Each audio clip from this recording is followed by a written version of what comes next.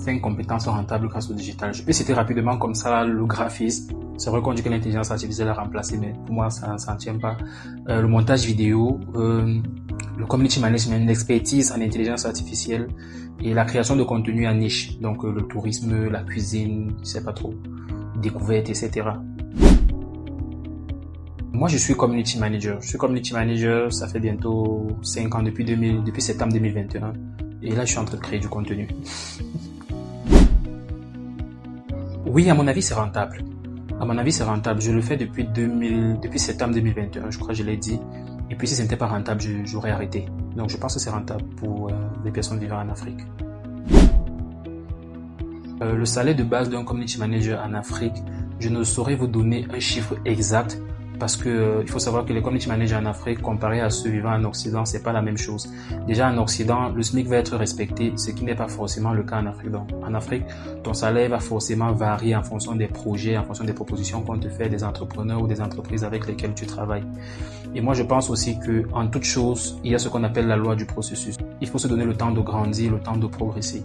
Moi, par exemple, mon tout premier cachet, et c'était le plus bas en tant que community manager depuis que je fais ce métier, c'était de 40 000 francs sur un mois avec une seule cliente. Parce qu'il faut noter que moi, je travaille en freelance. Et le cachet le plus haut que j'ai eu à obtenir depuis que je fais ce métier, c'était de 650 000 francs sur un mois avec une cliente.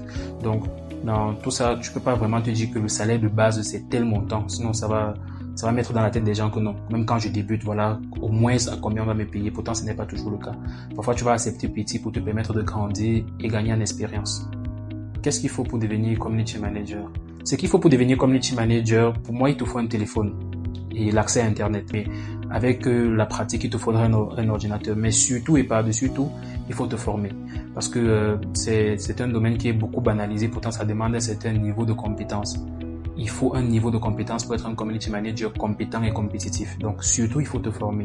Une fois que tu t'es formé, que tu as acquis des connaissances, que tu as acquis des compétences, avec un téléphone et avec un smartphone et une connexion Internet, tu peux démarrer. Avec le temps maintenant et le volume des clients grandissant, tu auras besoin d'un ordinateur parce que voilà, il te faut travailler sur les planifications, etc., etc. Il te faut des meilleurs outils. C'est quoi le community management concrètement et quel est le rôle d'un community manager? Avant toute chose, normalement, c'est à cette partie de la vidéo que tu mets ton call to action. Tu vois quelque chose comme abonne-toi. Si cette vidéo t'a plu, n'hésite pas à la mettre en favori et à la partager à un proche pour qu'il puisse se lancer dans le community management parce que ça reste une compétence rentable en 2026, en 2027 et même en 2028 et plus encore.